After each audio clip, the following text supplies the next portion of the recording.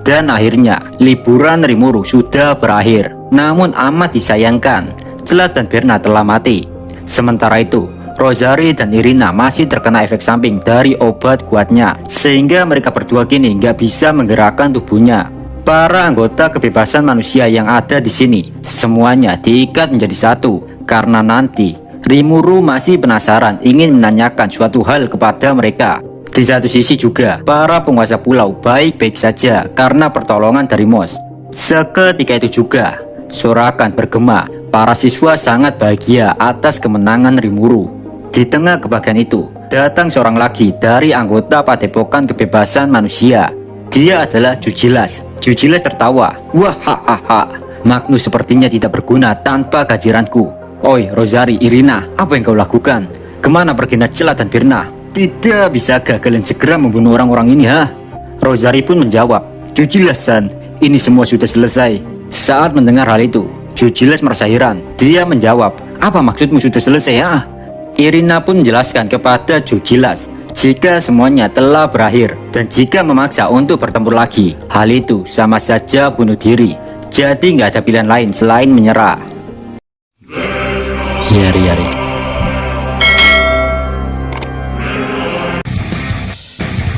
Setelah mendengarkan penjelasan dari Irina, Jujilas merasa jika Irina dan Rosari mereka berdua kebanyakan alasan seperti seorang pengecut saja. Bagi Jujilas, kepala sekolah Kodama pasti merasa sedih saat tahu hal ini. Di satu sisi, Jujilas masih percaya diri karena setahunya sudah ada 30 tentara lengkap dengan baju besi sedang menuju kemari. Dengan bangganya, Jujilas menyuruh Laples dan Tears untuk menyerah saja atau mereka berdua akan tahu akibatnya. Namun Rosari dan Irina merasa heran kenapa Jujilas bisa mengucapkan hal seperti itu dengan sangat entengnya. Ya, di sini Jujilas nggak salah, Pak. Dia kagak tahu aja, Pak, kekuatan Rimuru. Makanya sombongnya itu kagak ketolong.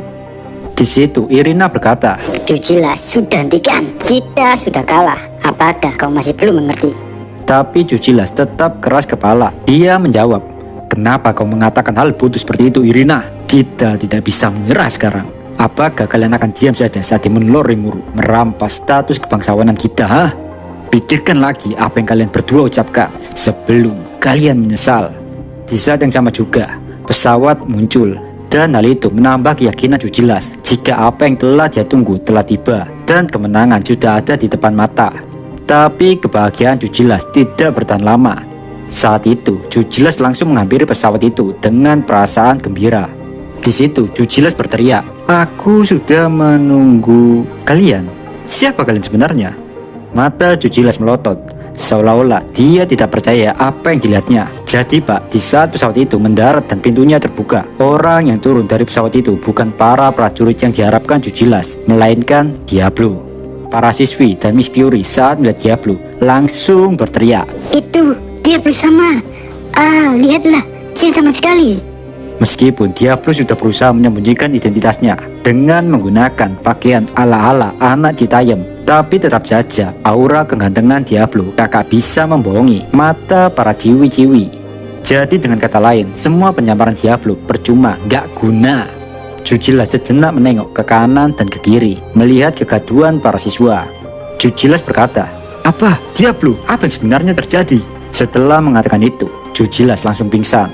Sementara itu, para siswi perempuan masih saling bertanya, apakah yang di depannya emang Diablo yang asli atau bukan. Gak lama setelah itu, dari belakang Diablo muncul Zoe. Saat melihat Zoe, para siswi makin bertambah histeris. Ya Tuhan, siapa pria yang ada di sebelah Diablo sama? Dia tamat sekali. Sedangkan Diablo sendiri tidak peduli sama sekali dengan pujian tersebut. Diablo hanya menatap satu orang, dan itu adalah Rimuru. Dengan tersenyum penuh aura-aura penuh cinta, Diablo berkata, akhirnya aku menemukanmu. Di satu sisi, Rimuru juga menghampiri Diablo. Rimuru berkata, sudahlah, tidak ada gunanya kau berpura-pura Diablo. Semua orang sudah tahu tentang aku di sini. Karena kagak ada gunanya berpura-pura lagi, Diablo pun berlutut di depan Rimuru bersama Zoe di sampingnya. Dan di saat yang sama juga, terdengar suara teriakan dan corakan semakin ramai. Gokil parah, dia benar-benar Demon Lord Rimuru yang asli. Cutu mati. Jadi selama ini aku belak-belakan tentang rencana kami di depan Demon Lord Rimuru. Gawat, aku berbicara jika aku membencinya tepat di depan orangnya langsung. Banyak siswa yang kaget dan ada juga musuh yang malu karena selama ini curhat di depan Rimuru. Dan yang lain bahkan sampai menangis histeris. Saat mendengar semua pujian itu, Rimuru hanya tersenyum dalam hatinya. Lalu setelah itu Rimuru berkata, "Bagaimana anak-anak? Sihirku hebat bukan?" Sambil mengatakan itu, Rimuru mengedipkan matanya. Saat melihat aksi Rimuru, para siswa mengeluarkan darah dari hidungnya. Bahkan sampai ada yang langsung pingsan. Mungkin para siswa kakak kuat kena damage senyuman Rimuru. Padahal Rimuru laki lo ini. Maaf pak, gue salah ucap. Rimuru kan non-gender. Bisa lu anggap cowok atau perempuan. Ya suka-suka lu padalah. Setelah itu para siswa masuk tuh ke pesawat untuk dikirim ke Ingracia. Sedangkan Lapes tetap tinggal di pulau. Karena Lapes akan bernegosiasi dengan para penguasa pulau. Dengan tujuan membangun Wonderland di situ, Pak. Di masa depan nanti, pulau ini akan menjadi pangkalan rahasia misterius dan taman hiburan bagaikan di neraka untuk pelatihan para siswa. Sementara itu di dalam pesawat, Rimuru melihat Jujilas dengan tubuh terikat yang terus memberontak saat dikawal masuk. Di satu sisi juga, Rimuru ingin mendengarkan laporan Zoe dan Diablo. Di situ, Diablo memberikan kayu berupa pohon dan pohon itu adalah Kodama. Rimuru awalnya bingung. Apa ini Diablo asu?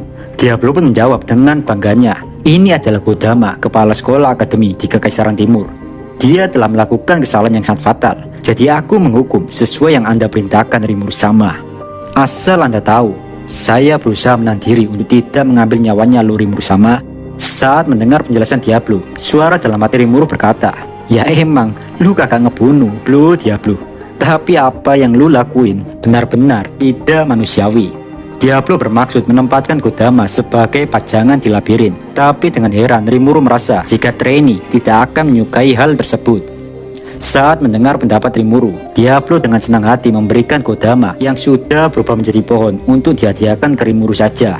Sontak saja Rimuru menjawab, "Apakah kau gila Diablo? Aku tidak memiliki hobi psikopat seperti itu. Aku masih waras anjing."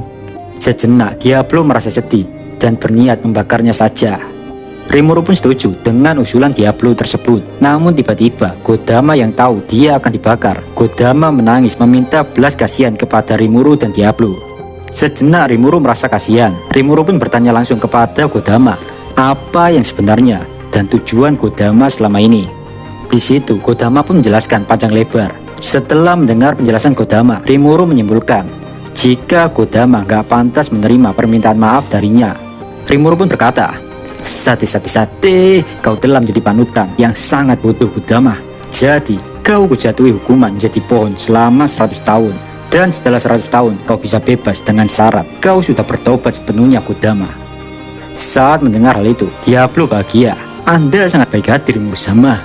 Di satu sisi, wajah Kodama terlihat menahan rasa sakit terus-menerus. Meskipun begitu, Kodama gak akan bisa mati, gak akan bisa pingsan, bahkan gak akan bisa gila. Mungkin bagi orang yang melihat kondisi Kodama, mati lebih indah daripada tersiksa seperti itu. Tapi bagi Rimuru, hukuman ini diperlukan. Karena dengan hukuman, mental Kodama akan menjadi lebih kuat lagi dan bisa menjadi pribadi yang lebih baik lagi. Dan jika hari itu tiba, Rimuru mungkin akan memperkerjakan Kodama di Tempest. Di samping Kodama ada Jujilas. Saat tahu pohon itu adalah Kodama, Jujilas menangis sekeras mungkin. Dia takut dirinya akan diubah seperti itu juga. Di situ Diablo bertanya, apa yang harus kita lakukan pada si Jujilas ini? Zoe pun langsung menjawab, aku akan membunuhnya. Namun Rimuru melarang hal tersebut. Akhirnya Rimuru, Zoe, dan Diablo pun berdiskusi dan disepakati bahwa hukuman yang pantas untuk si Jujilas yang gila status kebangsawanan adalah menjadi buru. Di sini tugas Jujilas cuma membersihkan labirin. Cuma ya pak, tapi ini labirin loh pak, banyak monster. Demi keselamatan Jujilas juga, maka Jujilas akan diberi gelang agar Jujilas bisa hidup kembali jikalau dibunuh monster saat melakukan tugasnya. Ya kalian tahu sendirilah, monster-monster di labirin ganas-ganas pak. Jika kalian suka video ini, jangan lupa subscribe biar channel ini makin berkembang. Saya Dio dari channel Isi Kindle. Amin. Bye bye.